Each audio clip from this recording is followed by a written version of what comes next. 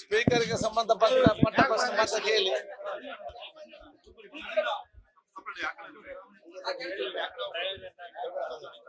ಹೌದು, ಪ್ರಯಾಗ್ರಾಜ್ನಲ್ಲಿ ಕಾಲ್ತುಳಿತ ಉಂಟಾಗಿದೆ, ಸಾಕಷ್ಟು ಸಾವು ನೋವು ಉಂಟಾಗಿದೆ. ಹೌದು ಹೌದು.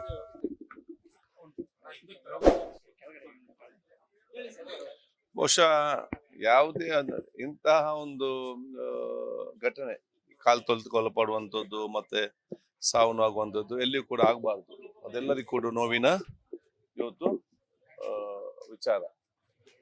ಬಹುಶಃ ಅದು ಹೇಗೆ ಆಯಿತು ಏನು ನಮ್ಗೆ ವಿಷಯಲ್ಲಿ ಗೊತ್ತಿರೋದಿಲ್ಲ. ಅದಂತ ಆಗ್ಬಾರ್ದು ಅಂತ ಹೇಳಿ ಎಲ್ಲ ನಮ್ಮ ಒಂದು ದೊಡ್ಡ ಮಟ್ಟಿನ ಒಂದು ಯಾವ ಹೇಳ್ತೀವಿ ಪ್ರಾರ್ಥನೆ ಆಗ್ಬಾರ್ದು ಅಂತ.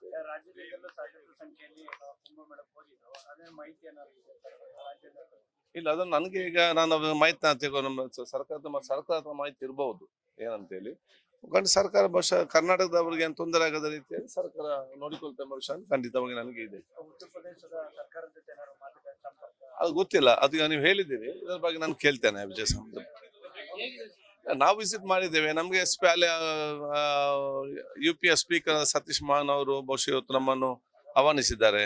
ನಮ್ಗೆ ನೇರವಾಗಿ ಏನು ಸಮಸ್ಯೆ ಇರುವುದಿಲ್ಲ, ಅಲ್ಲಿ ನೇರವಾಗಿ ಹೋಗುವಂಥದ್ದು ಪ್ರೋಟೋಕಾಲ್ ವ್ಯವಸ್ಥೆಯಲ್ಲಿ ಇದೆ.